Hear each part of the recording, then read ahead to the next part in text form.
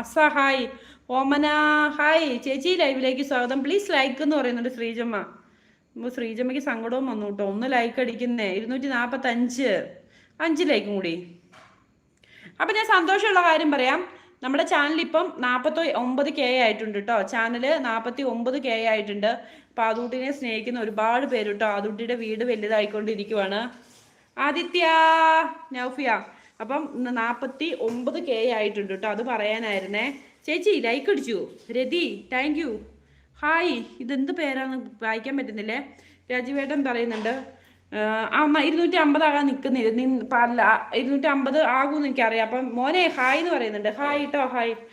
249K ആയിട്ടോ. അപ്പം എല്ലാവരോടും സ്നേഹം മാത്രം.